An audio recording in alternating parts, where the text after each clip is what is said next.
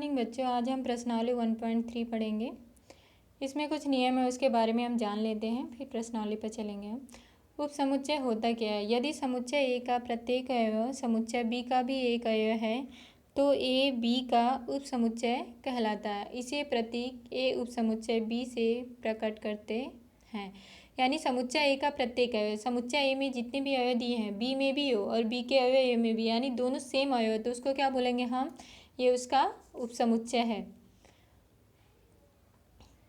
और अगला नियम है, यदि ए बी का एक उपसमुच्चय नहीं है तो हम प्रतीक ए इज नॉट उपसमुच्चय बी, यानी सबसेट बोल सकते हैं इंग्लिश में, या नॉट उपसमुच्चय बी से प्रकट करते हैं। जब उसका उपसमुच्चय नहीं होगा तो, यानी कोई एक भी अवयव डिफरेंट होगा तो उसका उपसमुच्चय नहीं हो गया। अगला नियम है, फाइव प्रत्येक समुच्चय का एक उपसमुच्चय होता है। फाइव जो है प्रत्येक समुच्चय का क्या होता है? एक उपसमुच्चय होता है। ये आपको ध्यान रखना पड़ेगा। और उपसमुच्चय का उदाहरण हमने दिया हुआ है, जैसे परिमेय संख्याओं का समुच्चय क्यू। परिमेय संख्या क्या हमने बताया था आपको? p/q के रूप में जिसे व्यक्त कर सकते हैं वो क्या होती है? हमारी परिमेय संख्या होती है। वास्तविक संख्याओं के समुच्चय r का एक उपसमुच्चय है q उपसमुच्चय r, यानी ये हमारे परिमेय संख्या वास्तविक संख्या के अंदर आती है, सारी संख्या आ जाएंगी, अतः ये हमारे क्या होगा? उपसमुच्चय होगा। अगला है, उचित उपसमुच्चय क्या होता है? माना कि ए और बी दो समुच्चय हैं, ए उपसमुच्चय बी तथा A is not equal to B, तो ए बी का उचित उपसमुच्चय कहलाता है।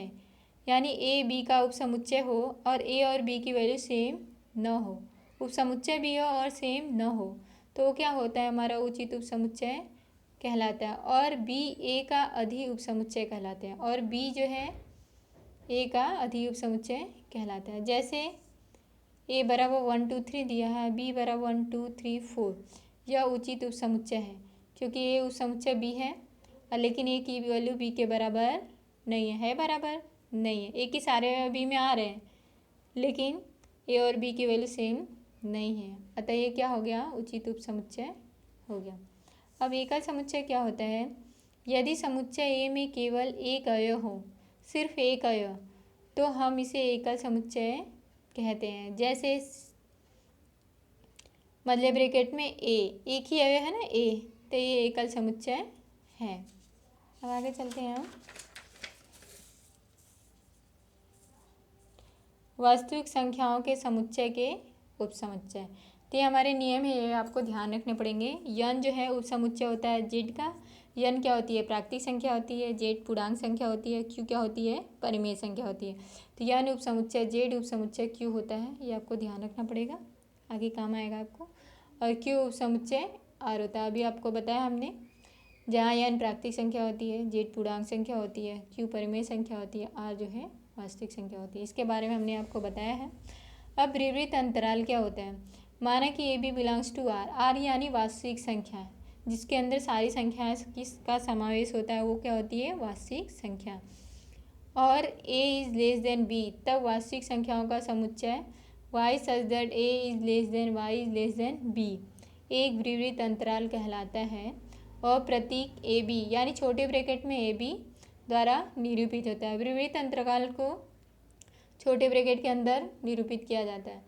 इसमें ए और बी के बीच स्थित सभी बिंदु इस अंतराल में होते हैं, यानी ए और बी के बीच जितनी भी वैल्यू आएगी वो सारे बिंदु इस अंतराल में होंगे, परंतु ए और बी स्वयं इस अंतराल में नहीं होती। वही हमारा क्या होता है? विवृत अंतराल। विवृत अंतराल को छोटे ब्रैकेट से दर्शाते हैं और उसमें जो अवयव दिए रहते हैं वो अवयव उसके अंदर नहीं होते, बाकी जिसके बीच जितने भी अवयव आते हैं सारे अवयव को हम विवृत अंतराल में ले लेते हैं। अब समवृत्त अंतराल क्या होता है? वह अंतराल जिसमें अंत्य बिंदु भी होते हैं, यानी जो बिंदु दिए हैं वो भी उसके अंदर समावेश करते हैं, क्या कहलाते हैं? समवृत्त अंतराल कहलाते हैं। और प्रतीक बड़े ब्रैकेट से दर्शाते हैं।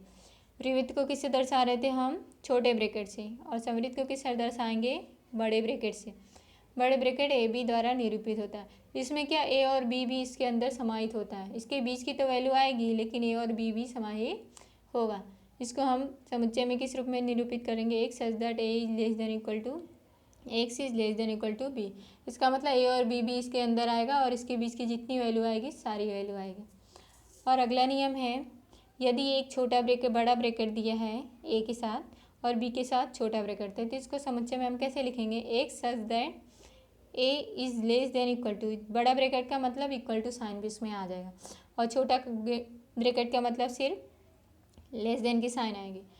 तो A is less than equal to X is less than B.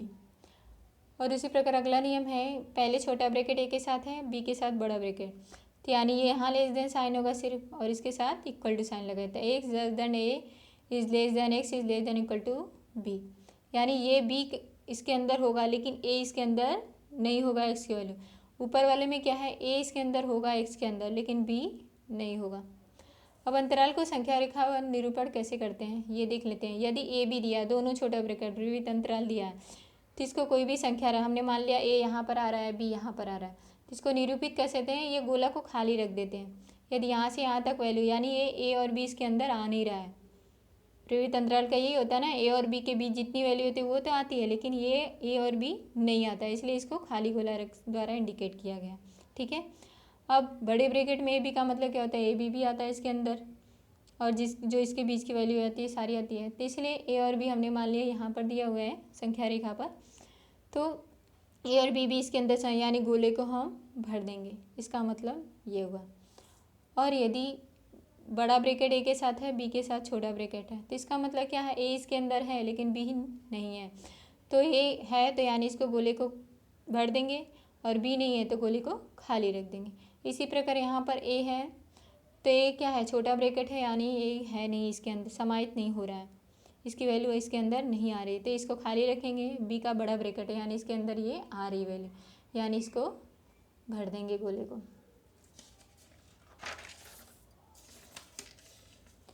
अगला है घात समुच्चय। घात समुच्चय क्या होता है, समुच्चय ए के उस समुच्चयों के संग्रह को ए का घात समुच्चय कहते हैं, इसे पी ए से निरूपित करते हैं। यदि ये एक एक ऐसा समुच्चय है कि यन ए बराबर यम कोई भी संख्या हो सकती है, तो यन पी ए बराबर 2 पर यम, यानी घात समुच्चय में कितने अवयव की संख्या होगी ये ज्ञात करने के लिए। जैसे ये सूत्र होता है, ये सूत्र का आप ध्यान रखना कि कितने अवयव इसके अंदर आ रहे हैं तो हम ज्ञात कर सकते हैं। तो जैसे ए बराबर हमने ले लिया 1 2, तो इसके घात समुच्चय क्या होंगे, तो पी ए, घात समुच्चय को हमने बोला पी ए से दर्शाते हैं तो घात समुच्चय, और हमने आपको बताया शुरू में ही कि फाई सबका समुच्चय होता है। तो सबसे पहले हम फाई लिखेंगे, फिर इसका पहला अवयव लिखेंगे, फिर इसका दूसरा अवयव लेंगे, पहले एक एक लेंगे, फिर दो दो लेंगे, यदि 3 रहेगा तो फिर 3 3 लेंगे, ऐसे लेंगे। तो एक लिया, फिर 2 लिया, फिर 1 और 2, 2 2 लिया तो 1 और 2 आ जाएगा। यही हमारा क्या होगा, घात समुच्चय होगा। तो घात समुच्चय के हमको अवयव की संख्या ज्ञात करनी है, कितनी होती है, तो टोटल ए में अवयव की संख्या कितनी है, 2 है, और यम यानी हमने बताया ना यन, यानी अवयव की संख्या कितनी है, टोटल 2 है और 2 सूत्र में होता है, तो टोटल हमारे अवयव की संख्या कितनी है, 2 पर 2 घात यानी 4, तो टोटल अवयव की संख्या हमारी आई ना घात समुच्चय में 4 आ गया, यानी आंसर हमारा 4 आ गया। और सार्वत्रिक समुच्चय क्या होता है, कई बार हम एक से अधिक समुच्चयों की चर्चा करते रहते हैं, तब ये तमाम समुच्चयों के घटक किसी एक निश्चित समुच्चय के सदस्य होते हैं। इस समुच्चय को सार्वत्रिक समुच्चय कहते हैं, इसे यू से दर्शाते हैं। सार्वत्रिक समुच्चय में जितने भी समुच्चय दिए रहते हैं सारे समुच्चय के अवयव आ जाते हैं और इसको हम कैपिटल यू से दर्शाते हैं।